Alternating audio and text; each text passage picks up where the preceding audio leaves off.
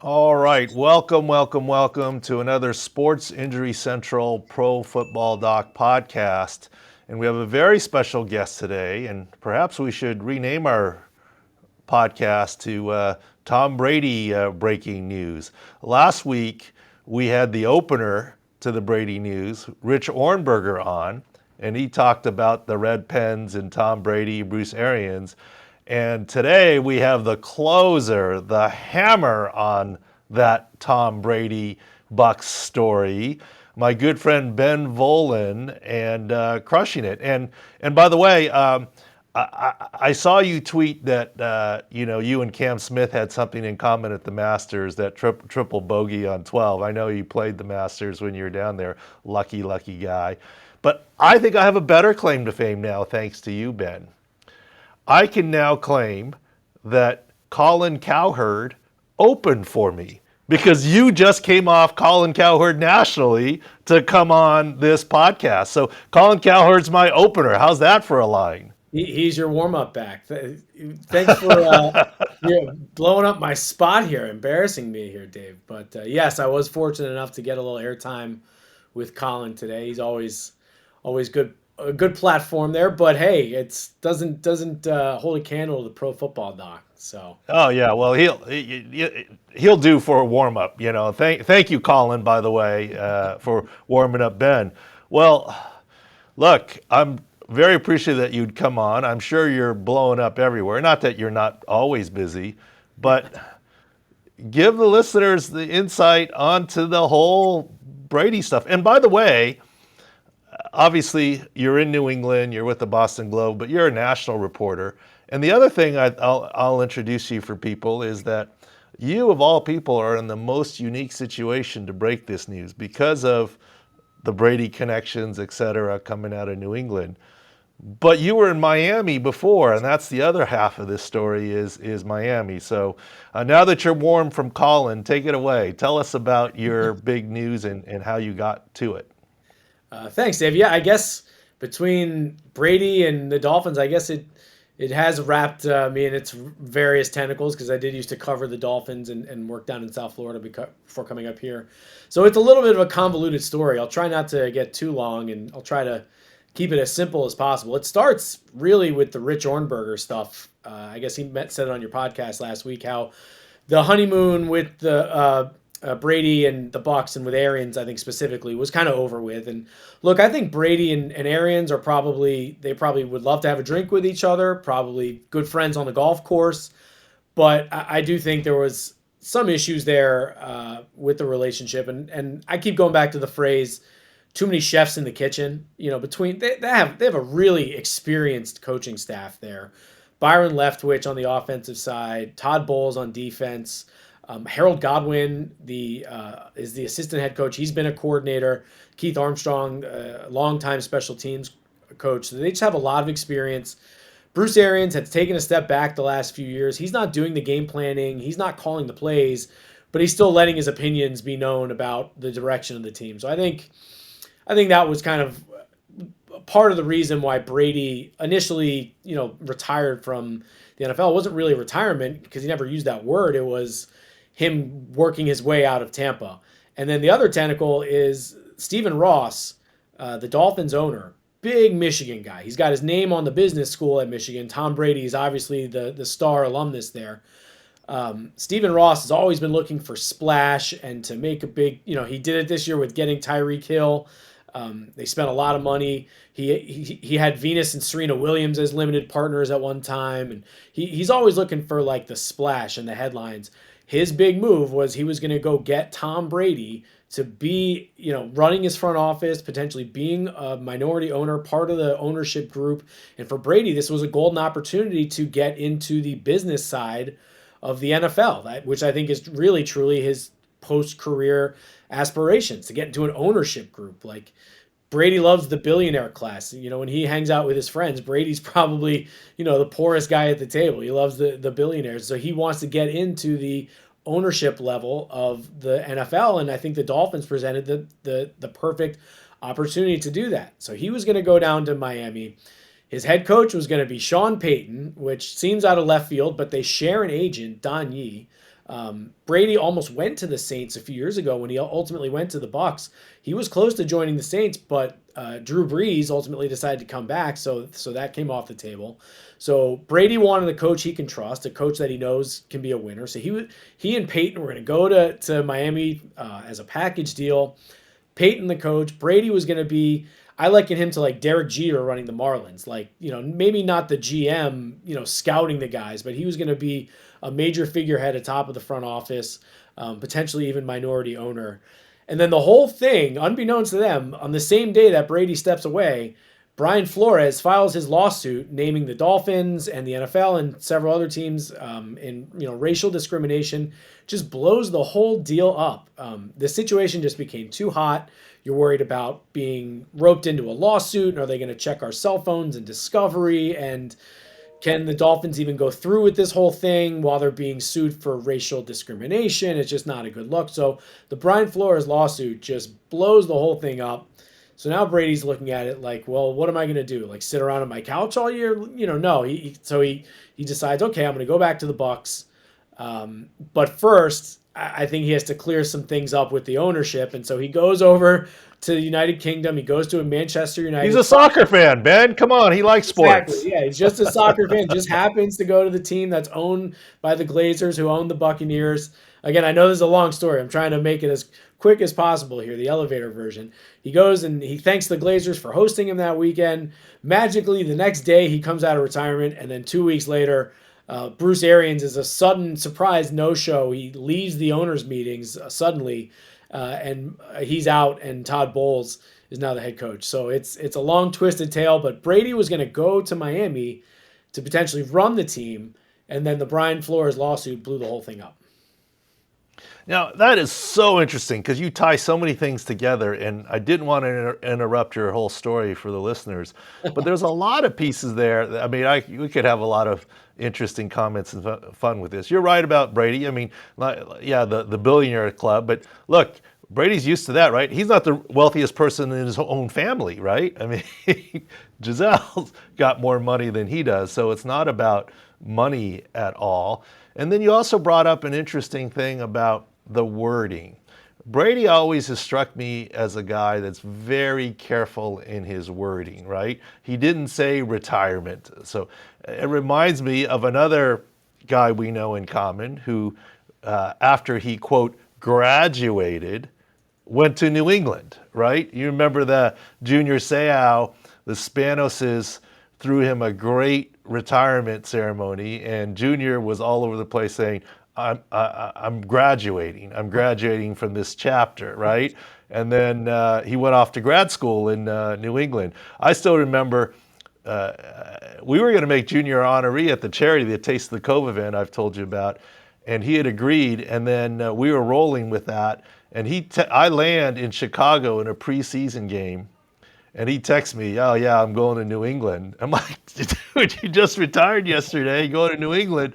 And meanwhile, on the front of our bus team bus was Dean Spanos, the owner. I was like, "Do you tell Dean yet?" He goes, "No, I haven't reached him yet." Well, he's on the bus right now. You can call him. We're headed to the hotel or whatever. But yeah, so wording is very important, right? And I think you picked up on that. And what Rich Ohrnberger said last week, and the wording where I started to believe the story from Rich.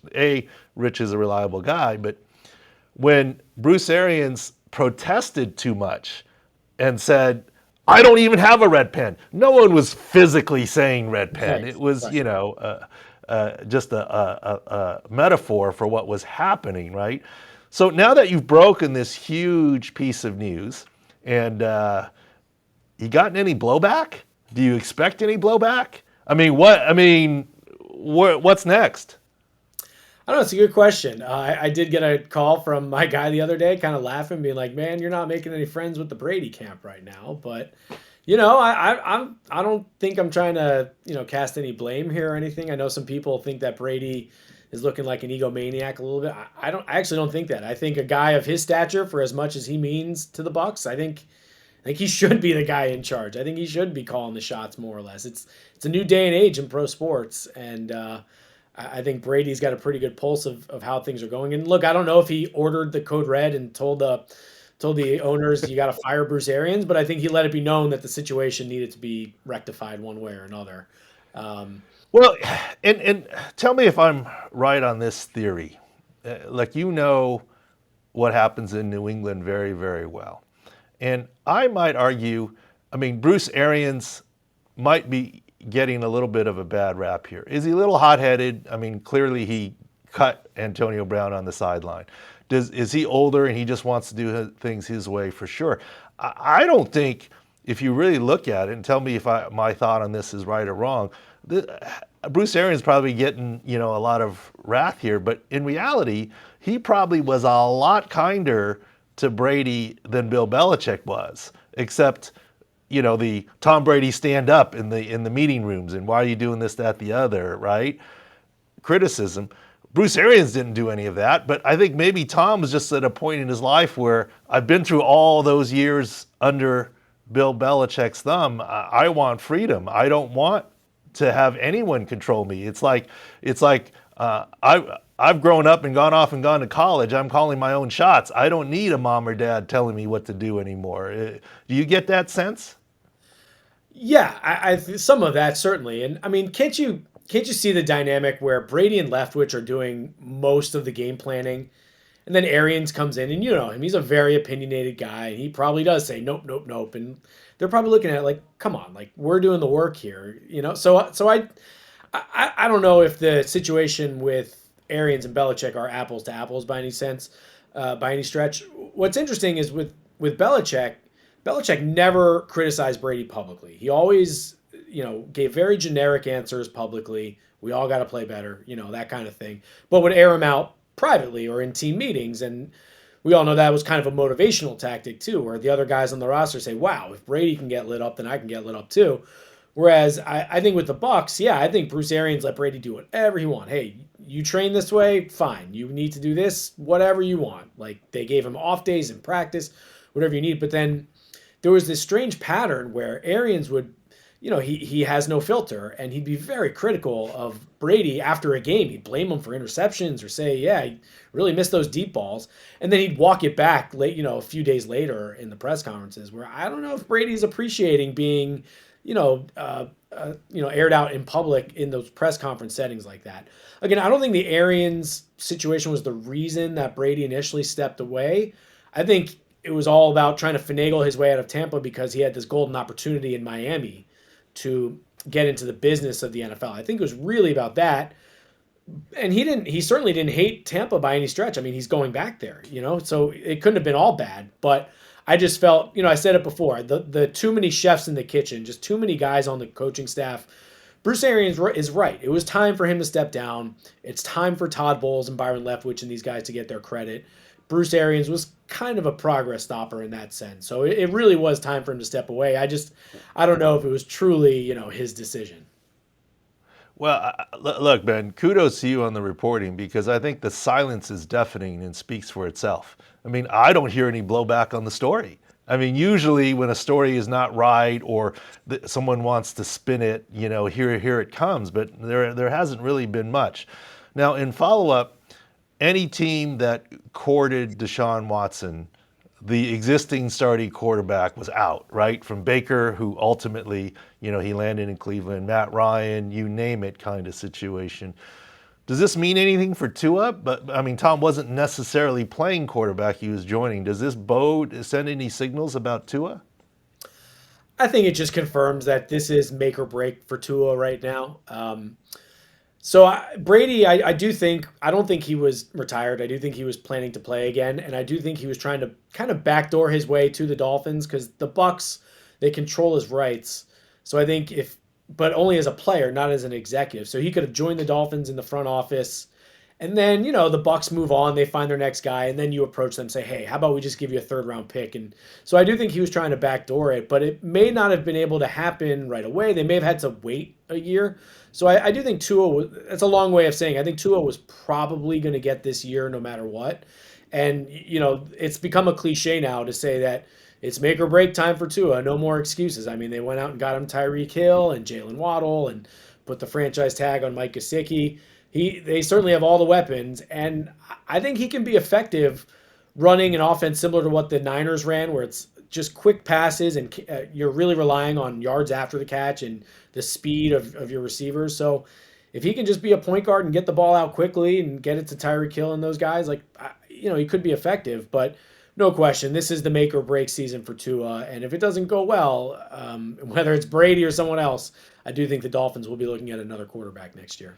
I mean, I don't want to take up your time on getting into it, but I like Tua as a person, but I learned something about Tua that concerns me a lot as a medical guy. People are born right-brained, left-brained, right-handed, left-handed. And there's no question Tua is a great quarterback. He's made it to this level, first-round draft pick and the whole deal. But it kind of surprised me to learn, and it's going to sound weird, but hear me out, that Tua is actually naturally right-handed, Yeah. does everything right-handed, but throws a football left-handed.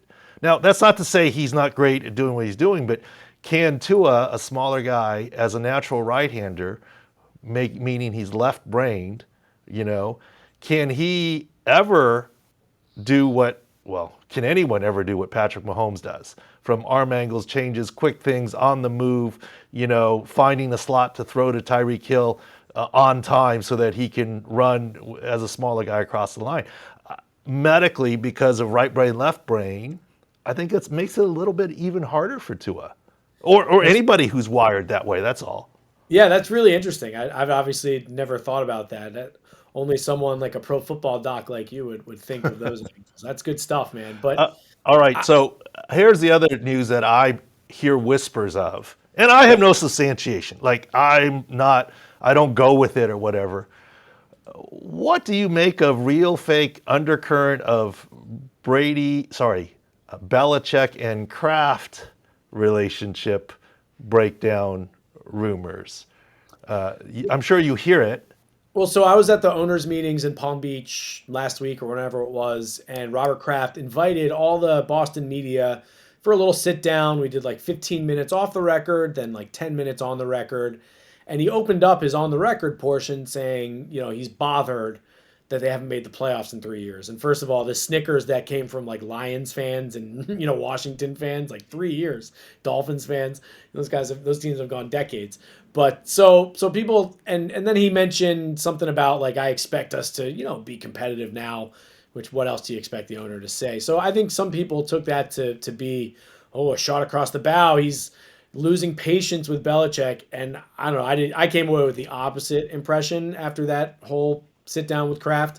Yeah, he said that he was bothered in his opening statement, and I think that was probably a way just to empathize with the fans a little bit of PR from Kraft, because otherwise he spent the whole time defending everything Belichick does. Well, we got to draft a little bit better, but we got to stay the course, and we have some good young players, and I know what I don't know, and Bill's been around this game a lot longer than I have, and he spent the whole time just kind of defending everything that's happened, and the coaching staff doesn't look traditional. Well, Belichick, he's made a lot of right decisions over the years. So I don't think, look, Kraft's already kind of known as the guy that lost Tom Brady. I don't think he wants to be known as the guy that also ran off Bill Belichick.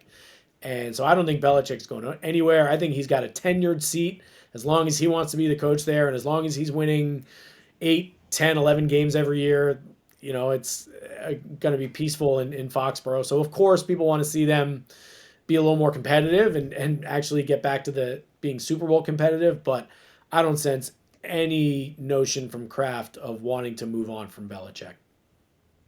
Well, so much from my sources there. Obviously, yours are way better than mine. But anyways, Ben, I appreciate the time. I appreciate your bumping Colin Cowherd up so that you can get to our segment. I told him, Appreciate Colin, we got you, to cut friend. this off now. I got the pro football doc we got to do now. Cut him off. Absolutely. I gotta take that monitor and now and forever that Colin Cowherd opened for me with Ben Volin as the guest. And look, we could go a lot longer. I could ask you about a bunch of other things, but I know you're hot with a whole bunch of other hits and other things today. So I appreciate you, my friend. Any closing remarks from you or anything you want to say? That's it. Please check me out on Twitter at Ben Volin and at the Boston Globe, bostonglobe.com. All right. Special thanks to Ben Volin again, my friend. closing on the Brady story after we had Rich Ornberger as the opener. Let's move on to our regular segment here with the boys. We got Taylor joining us here, and Jacob, and our producer Justin to help keep me in line here. That was kind of pretty cool, huh? By accident, we were all over 2 weeks in a row. Brady guest stuff. I think that was fun.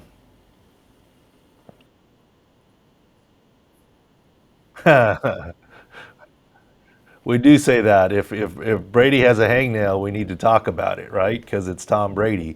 Whereas if you're a special teams player, it depends on how significant the injury is, right? Anyways, NFL.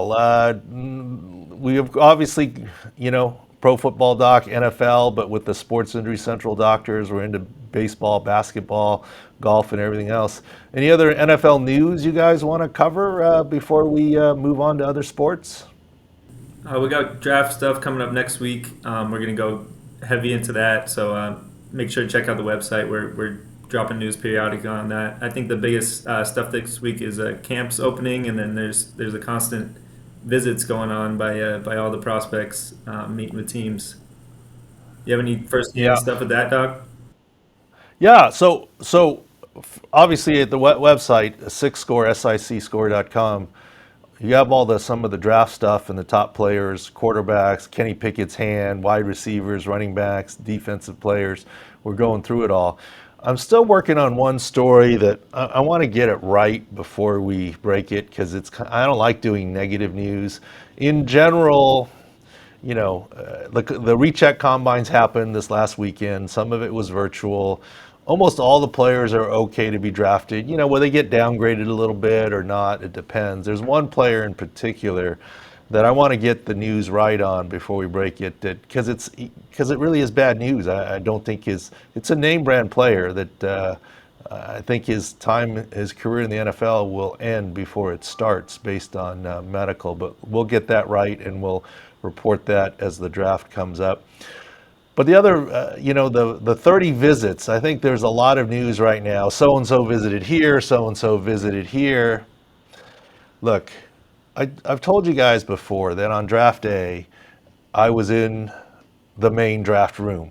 The scouts weren't there. The coordinators weren't there. It was the GM, the assistant GM, the owner, Ed McGuire, the head coach, and a couple logistics people. That's it. And the head athletic trainer and I were in the corner in what we call the kids' table at Thanksgiving, right? And in the little corner there. And so I wasn't involved in all the draft meetings, but one thing I think, funny story I'll give to you, and I'll leave the name out because I don't want to embarrass anybody. But people often say you get 30 visits. Each team gets to invite 30 players to come out. And how are they utilized? Sometimes the team would come to me and say, do you need another look at this guy? Would it help you to examine him medically? Should we bring this guy in even if he wasn't at the combines? Should we bring this guy in? So medical is one reason. Another reason is for whatever the ownership really wants, or the GM really wants another look / interview with the guy because they're not sure. Or sometimes it could be that they're really love a guy, they want to impress him and make sure that he's good in the fold. But there's also a lot of draft misdirection. A lot of draft misdirection. You've all heard stories about, right? He didn't even come in for a visit. A player says, I didn't visit. No one from the team even talked to me. I had no idea I was their pick, right? And it's a way to keep the lid on things. And I can corroborate the story of that. Back in the day when I was with the San Diego Chargers and post LaDainian Tomlinson era. And the good news is I cannot even remember the player's name. I remember the school he was at, but I won't even say that because you'll be able to figure it out. All the draftniks and all the top reporters were connecting this running back from a big name school to the San Diego Chargers. We brought him in for a visit. I got to keep my mouth shut. I know who it is. Okay. Well, I just don't want to embarrass the kid, okay? It has nothing to do with that. There's nothing secret about this. No, I get it. You probably can figure it out. And let me tell you, I didn't examine him medically. I didn't see him. He didn't really have any medical issues. But I didn't even know that he was being brought in for a visit. I wasn't following all that. But I remember later that evening, about 6 o'clock, I went into one of my favorite restaurants at the time. Everything from sushi to good all-around food, Seao's, right in Mission Valley, Junior Seao's place. And I remember walking through there, and the running backs coach, our running backs coach, says hello to me. And I said hello to him, and he's having dinner, just him and the running back coach. And he introduces me to the guy. And it's this potential first-round draft pick that the Chargers are connected to. Now, I love Seao's. I mean, it's as good or better than any sports bar, and it did serve sushi and the whole deal. But this wasn't a Ruth Chris dinner with the offensive coordinator and the head coach. This wasn't a fancy private room dinner with Dean Spanos and whatever. Now, I get it. It's not a free agent visit, so it's a little bit different. This is a burger and fries with the running backs coach. I'm like, yeah, this guy's not going to be drafted by us. I mean, the team would have taken him out to a nicer dinner. The coordinator would have been there, if not the head coach. Instead, it was and I'm not demeaning the running backs coach. It was just two guys, the running back coach and the position player, having a burger at Seao's for dinner. Which, who knows? The college kid might have picked it. I get it, but the fact that it was just the two, I was like, yeah, if there were draft wagering at the time, and that would have been a good tell that kid's not coming to us, and he didn't. We did not draft the kid. So there's just a lot of misdirection when it comes to team visits. The reporting's accurate, but the why and is this team wanting him to drop and now they're spreading medical rumors, or is this team liking him and admitting to it to throw people off the scent? Who knows? But it's liar's poker right now for the NFL. So take it all with a grain of salt there. All right, NBA playoffs, guys, right? I know you've done a lot of play-in coverage and then draft coverage. Go to sixscore.com. But maybe we should talk about a couple of big pieces of news. One that just happened, Luka, right, with his calf. Who are the Mavs set up to play, or do they not know yet? Utah Jazz. Utah Jazz starting on Sunday, Easter Sunday. So that'll be big. Watching for his availability. We have a 6 score up on him in the update that we did on the calf strain. So that'll be an interesting one, Doc. What do you think we're going to see from Luka? Yeah, it's interesting. I mean, the MRI is pending as of this recording, right? And will we get the actual MRI results, or is it going to be a spin of the results? You don't know. But here's my take on this, and this is in consultation with the pro basketball docs, etc. Our Bulls guy, our Rockets guy, etc. First of all, on video. First of all, I think it's very unusual. I mean, obviously it's relatively new, this play-in, where basically you get almost a week off. It's almost like right? I mean, how often in the NBA do you not play for 6 days? Right? I mean, that's All-Star break is not even that long. So it's a little bit unusual. You get to reset your lineup, and so maybe this will help Luka. Here's what I say. First of all, on video, and you guys did a good job of getting the article up last night, you can't tell the degree of calf strain, any muscle strain.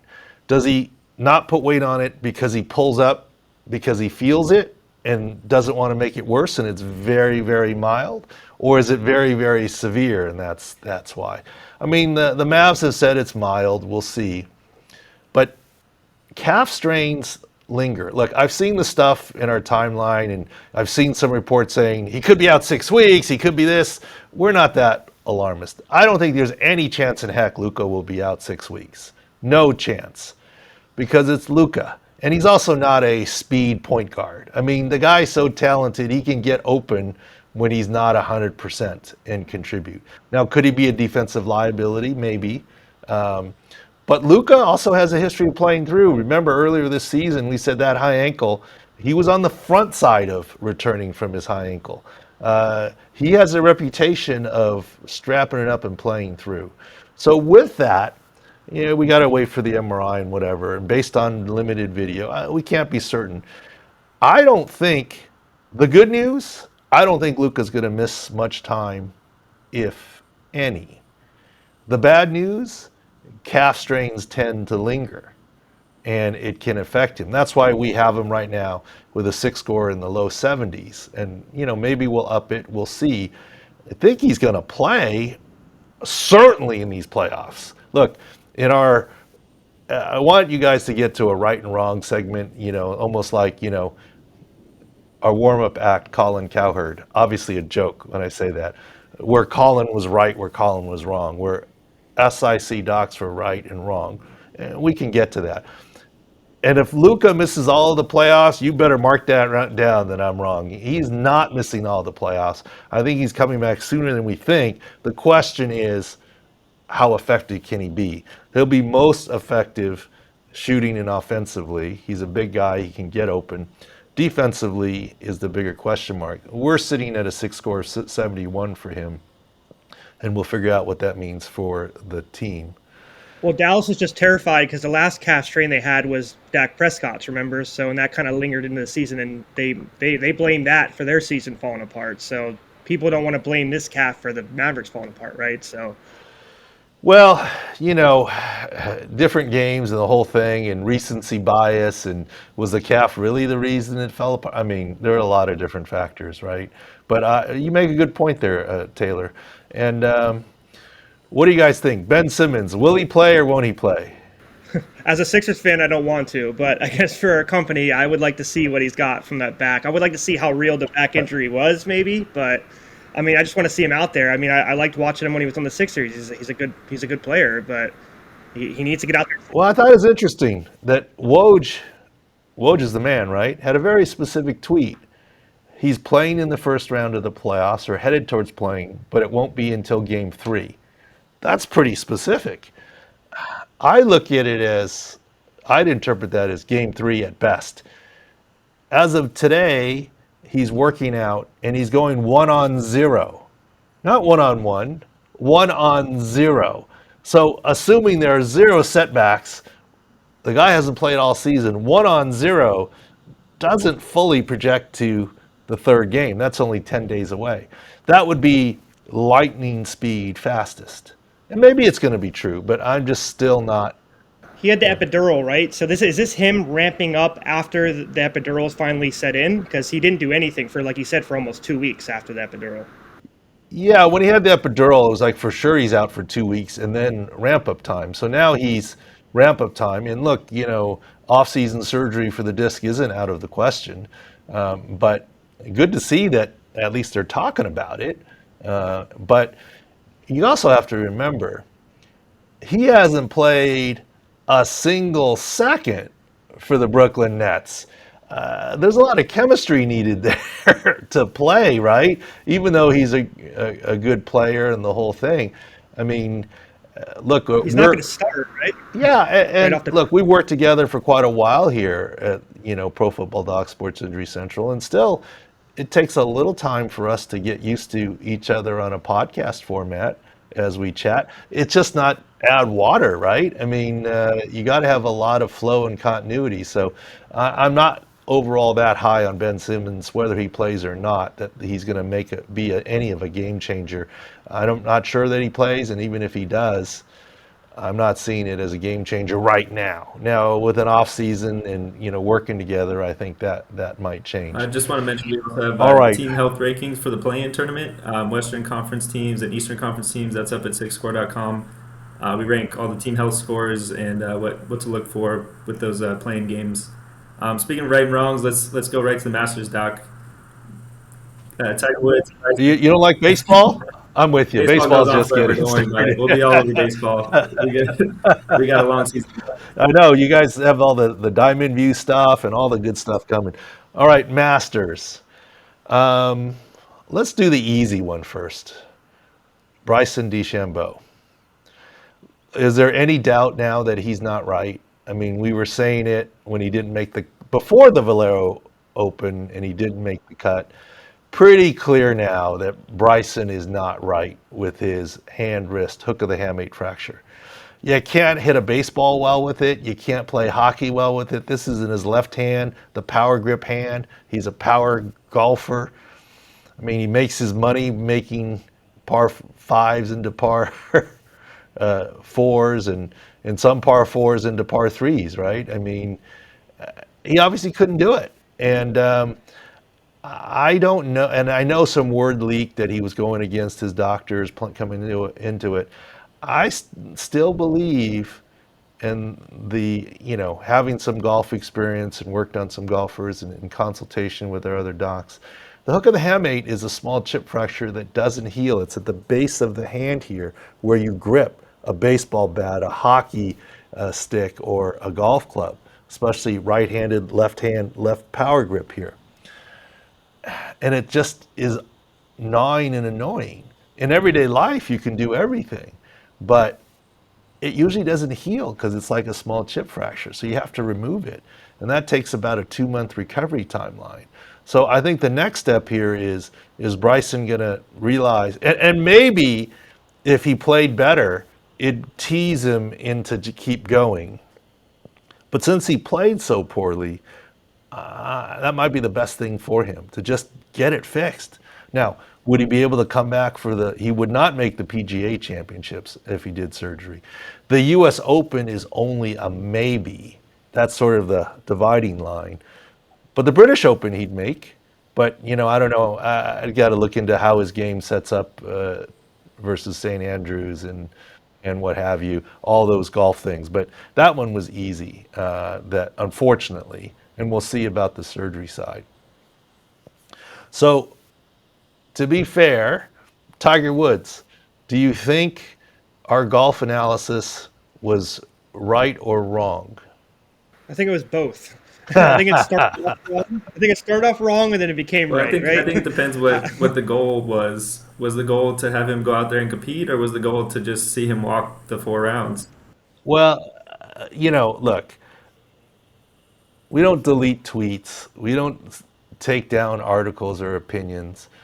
And I think if I had to grade it, medically, we were, I won't say 100, but high 90s right. But on the fact of would he tee it up in the Masters, we were clearly wrong. And let me give you how we went through that opinion. The Sports Injury Central doctors, we all knew that even though everyone was, all rainbows and everything on Tiger, we're like, that ankle's nowhere near 100%. He's wearing a different shoe for more support. You can see him limping, and his weight shift and his practice swings are not the same. The Masters is a hilly course. He hasn't golfed consecutive days in a row, much less 4 days in a row.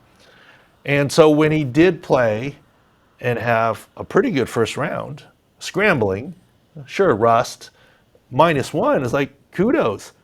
But you'll see next round is going to be harder. And he was +2. And then he made the cut, and he made it by a lot. Congrats. But we kind of doubled down and said, well, and we weren't trying to be haters, just like the cumulative effects. And you saw every day he limped more and more, right? And then he was shot Saturday and Sunday, his 2 worst rounds at Augusta ever Back-to-back in 24 years. Yep. Yeah, a pair of 78s. Look, he's great. He literally, he could beat any of us in golf with one arm tied behind his back and blindfolded, right? But I'm not hating on Tiger with that assessment. I'm respecting his opponents and the other golfers. Tiger's 46 and even healthy. Remember, he had about a decade span between majors wins. Now you're going to ask him to come back not golfing for 400 days competitively and not 100% on his ankle and limping and, then all of a sudden come in and win it. That's why we talked about on the podcast that all these bet takers weren't worried. There were ones still laying 100 to 1, 125 to 1 to win for Tiger. They weren't worried, and they were right, and I wasn't worried. Now, where I was wrong, and I'll take it, is I didn't think he would play. And here's why. It was my belief that he did not have a chance to be competitive on Sunday or at the top. And based on that medical thinking, I tried to get inside Tiger's head, which is not the way to go, and that's not what we do, and I shouldn't have done it. I just didn't see him playing and subjecting himself to 4 rounds of golf when he's sort of an afterthought, and he couldn't win. Now, so why did he play? Well, number one, I will say he probably proved me wrong. He did even better than I thought Thursday and Friday. And he did what we thought. In the end, it caught up to him. And in his mind, maybe what makes him the ultimate competitor is he always believes that he could win. And I'm the one doubting him that medically he couldn't. And if he thought he couldn't win, he would not have teed it up. But obviously he thought he could, right? And that's sort of the champion's mentality. He's willing it into existence. And that's where I was wrong. He did tee off and play, right? So I think that's right. So maybe that's a lesson to me to stick to medical instead of getting in someone else's head. But no psychology, right? No psychology. It's all related. Look, I'm happy that he played. Look, I don't know what the TV ratings were, but my guess is the Thursday and Friday sort of crushed it. And even though Sunday was great, I don't know that it would have set any records, you know? Because when Tiger's in it, he's a game changer completely. I know I was watching his stuff and what have you. And as much, if you really look at it, there's probably more attention on Tiger. I mean, if you ask people out there, okay, what's the number one headline to come out of the Masters? What would it be? Tiger Woods. I mean, Scotty Tiger Woods played, it, but right? It's not Steve Scheffler ran away with it. Scotty Scheffler, yeah. Or Scotty, sorry, Scotty. See, that shows you how much I don't even know the man's first name. That's how bad he's young. It's all right. No, but you get what I'm saying? Yeah. Like, if you ask the average guy on the street, what's the headline from the Masters? It's Tiger's made a triumphant return. It's not Scotty Scheffler won, and won by a comfortable margin. Kudos to him. So for that, we definitely have to make Tiger Woods, because people think, I think on social media, that I hate on him. No, I'm just trying to call a spade a spade. I'm giving him lots of credit. So I will make him at least co-Beast of the Week. We have another one. For like enduring. Look, and a lot of people thought once he was out of it, he would not show and say my ankle hurts and not play the 4th round. But he played. He took his lumps. He shot a 78. Gosh, I would love to shoot 78 on the easiest municipal course in the world, but that's a different story. Kudos, he's a beast. I think everyone felt for him, especially on Sunday, as he was limping on flat ground. And on that 4th hole, when he tried to get out of that bunker, he looked like old man me. He stopped at the edge and paced himself, sort of great, and then used his club as a cane and got out of that sand trap.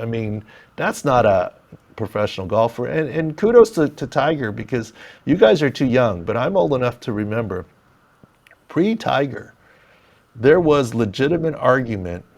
I'm not saying who was right or wrong, but there was legitimate argument. Was golf a sport or a skill? Like, is bowling a sport or a skill? Is darts a sport or a skill?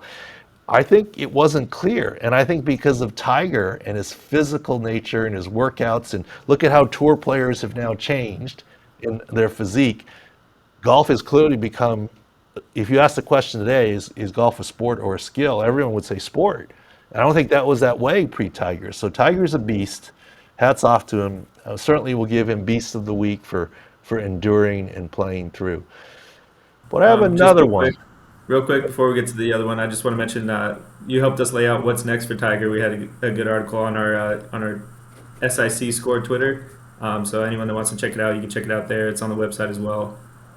Yeah, and once again, when you read that article, remember, I'm not a hater. I'm just respecting the injury and respecting his competitors to try and do it as honestly as possible there. All right, and the final Beast of the Week. You saw our Beast of the Week last week, and it was heartfelt. Pat McAfee and his WWE thing, that was amazing. But I got another one here this week, and it's my friend Mike Vrabel is the beast of the week. Throughout the NFL career, I've been very lucky. I actually know Mike Vrabel a little bit, and he is a great head coach because he's a smart guy. He was a heck of a player now, right? I mean, Pro Bowler. That's where I first met him, at the Pro Bowl. I still have a Patriots shirt that I was like little fanboy. I was walking through. He goes, "Hey, I'm not taking this stuff. You want some of this stuff?" And he threw me a bunch of stuff. So Mike Vrabel, I've chatted with him since, great guy. But this deserves a beast of the week. So Will Compton, one of his former players, who runs that podcast with Taylor Lewan. What podcast is that? Yes. It's Busting It with the Boys. Yes. It's a funny one, right? And they're good. Yes, Will Compton. It's funny, yes. Taylor Lewan, yeah, very funny. Taylor Lewan, the left tackle. So Will Compton tweets out a quote. One of the quotes I've always remembered from Mike Vrabel, Coach Vrabel, was, quote, "The great ones make it look easy," end quote. And off the top rope, here comes Mike Vrabel. I hope you didn't think I was talking about you when I said that. No laughing emoji, no nothing, straight Twitter deadpan, off the top rope. And let me tell you something. That's Mike, that's pure, and I guarantee you the players in the locker room respect that. They're laughing and yucking it up. He's just literally that way. And I'm sure Will Compton didn't take any offense by it either. But that is a beast of the week move, deserving off the top. I have something to add to that too, Doc. Vrabel, two of his last three tweets have been making fun of Compton, so he's becoming a Compton troll count. He actually did on March 20th. He had a story about one time he got hurt on the field, and Vrabel said, "That explains why you're so slow, ... broken leg." So literally the last two of the last three tweets, Vrabel has been going after Compton. So he's been the beast for a little bit now. We just came a light recently. I didn't see that one, but this one is off the top rope. Not even involved in the conversation, and here he comes, WWE style. All right, guys, thanks for joining us. Thanks again to Ben Volin. Thank you, Justin, and hope you enjoyed some of these, quote, football off-season versions of the Pro Football Doc and Sports Injury Central podcast. Lots to talk about. Go to the website, YouTube channel, and more stuff, and appreciate you all.